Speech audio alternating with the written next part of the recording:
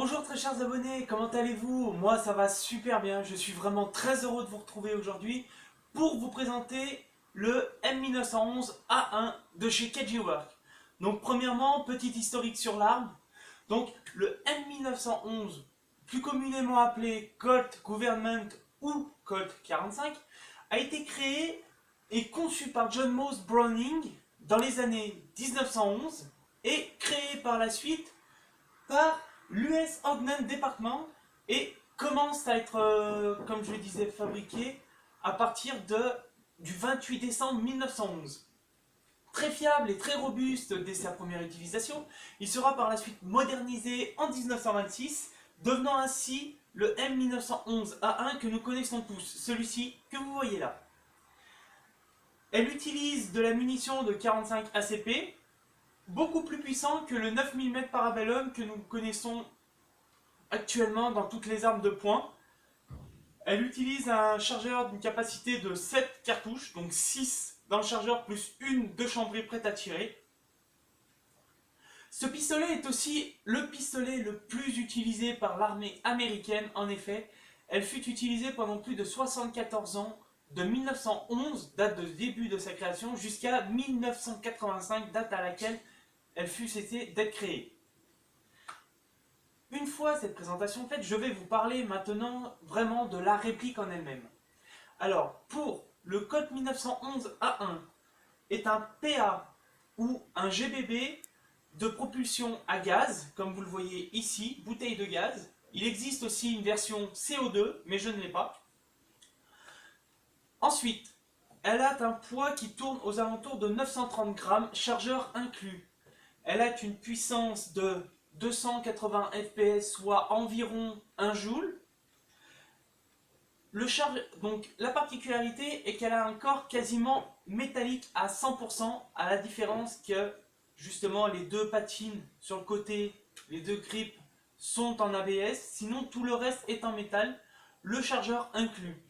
Le chargeur justement a une contenance de 25 coups, ce qui est vraiment pas mal, et le reste de la réplique également est en métal. En sortie de boîte, la réplique a une longueur de 220 mm, soit 22 cm, un canon interne de 6,05, d'un diamètre 6,05, donc semi-précision d'origine, c'est vraiment bien. Et la longueur du canon elle-même fait 113 mm, soit 11,3 cm. Et la culasse, bien entendu, est mobile et elle a un hop-up réglable. Elle est aussi démontable pour pouvoir faire des réparations éventuellement. Donc pour vous donner donc une petite description, donc c'est comme je disais avant, un GBB qui est de bonne qualité. Les finitions sont vraiment bien travaillées. Il n'y a pas vraiment de méchantes traces de coulure comme on peut le voir sur certaines répliques. Notez cependant le manque de réalisme au niveau des marquages, puisque tous les marquages en fait sur la réplique sont peints en blanc, donc ce n'est pas un numéro de série unique, mais bien un numéro de série conventionnel qu'on trouvera en série justement sur toutes les répliques. C'est bien ça le problème. Donc c'est une réplique aussi qui est pas très souvent vue sur les terrains d'airsoft, ce qui en fait une réplique de prestige, entre guillemets, si je puis m'exprimer ainsi, de par sa rareté, même si au jour d'aujourd'hui on en trouve de plus en plus sur les terrains et on en trouve de plus en plus qui leur ressemblent, cette réplique reste quand même une réplique de prestige, essentiellement préférée par tous les collectionneurs de répliques de Seconde Guerre mondiale, type Seconde Guerre mondiale, ou alors les féreux justement qui veulent retracer les histoires et justement faire des parties entièrement Seconde Guerre mondiale. Celles-ci, vous risquez de les trouver très facilement. Que dire d'autre sur la réplique? Elle est autant adaptée aux droitiers qu'aux gauchers. Elle a une double sécurité, donc ici, qu'il suffit de baisser pour permettre à la culasse de bouger ou sinon de relever pour l'empêcher de bouger. Et également une sécurité ici qu'il faut appuyer obligatoirement pour pouvoir tirer, sinon nous ne pouvons pas tirer. Là, vous allez le voir, on peut tirer. Elle a également un bruit de culasse significatif également, qui ravira tous ceux qui sont adeptes comme moi du réalisme. Suffit que je l'arme pour que vous compreniez. Elle a vraiment un bruit significatif, purement métallique. C'est sublime. Je vais passer maintenant au point négatif et au point positif de la réplique. Donc ce qui m'a moi plu sur cette réplique sont donc la fragilité de son chargeur. Je m'explique tout de suite, son chargeur est un chargeur vraiment très très fragile. Il a souvent tendance à fuir et les joints ont souvent tendance à casser. Donc faites vraiment bien attention, graissez bien les joints, faites vraiment attention avec ces chargeurs. Je vais venir tout de suite après. Il en va de son prix, bien entendu. Son prix est aux alentours de 50 voire 55 euros, ce qui en fait un chargeur vraiment très très cher. 55 euros l'unité, c'est vraiment cher pour un chargeur. Bon, bien entendu, il y a du métal, mais ça reste un chargeur vraiment vraiment fragile. Je ne sais pas combien valent les chargeurs CO2, mais je sais que les chargeurs à gaz, comme le mien, valent vraiment très cher. Ensuite, nous avons son prix. Son prix qui est situé dans les alentours de 200 euros à l'époque où je l'avais acheté. Ça a peut-être baissé, ça a peut-être augmenté. Parce que je vous le dis, ça fait 7 ans que je l'ai. Et mon chargeur, malheureusement, je tiens à m'excuser, je ne pourrai pas vous faire de séance de tir car le mien a cassé récemment. Et je n'ai pas encore eu le temps d'en racheter un. Malheureusement, les problèmes s'enchaînent. Casser les chargeurs, ça arrive.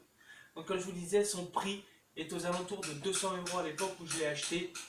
Et c'est vraiment cher pour un GBB, surtout qu'on n'aura pas souvent l'utilisation comme on pense, du fait des AEG et des chargeurs iCap, comme les parties durent rarement longtemps, on a très peu l'occasion de l'utiliser, sauf de faire une partie entièrement au GBB. Ensuite, nous avons son entretien qui est assez complexe, du fait qu'il faut démonter entièrement la culasse, qu'il faut enlever les petites pièces, et faire attention parce que certaines sont très fragiles. C'est une réplique vraiment qui est fragile. Faites vraiment attention avec cette réplique. Ensuite, je l'ai noté donc. Qu'est-ce que je peux dire aussi? Justement, le fait que comme cette réplique est assez rare, il devient très dur de retrouver des chargeurs de cette réplique. Autant en magasin que sur internet, j'ai vraiment du mal à les trouver. Donc faites vraiment bien attention. Mais ce n'est pas les points les plus négatifs. Nous avons aussi de très beaux points positifs. Nous avons donc la réalisation absolument soignée de la réplique, mis à part quelques petits problèmes par-ci par-là dus à son manque de réalisme, mais sinon, je la trouve dans l'ensemble vraiment très bien réalisée. C'est une réplique qui donne envie de jouer. Et moi, franchement, honnêtement, je vais vous dire, je ne suis pas déçu de la réplique. Ensuite, nous avons son poids plutôt réaliste, qui en fait une réplique très appréciée des joueurs. Donc je vais encore me répéter, comme moi qui préfère le réalisme aux répliques très lourdes et très réalistes. Cela va de soi, bien entendu, il existe des modèles à spring, en plastique. Bien entendu, c'est à vous de voir. Ensuite, nous avons son chargeur donc, de grande capacité. Je m'entends par grande capacité d'origine de 25 pouces, qui est vraiment très énorme pour un chargeur. C'est l'un des chargeurs les plus grands en capacité d'origine. Les autres chargeurs sont environ à 20 coups ou 15 coups.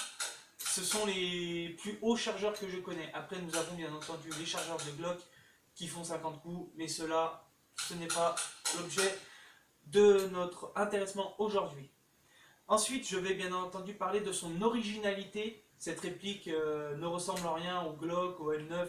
C'est vraiment une réplique unique. C'est vraiment son originalité qui fait son atout vente et son poids de vente surtout.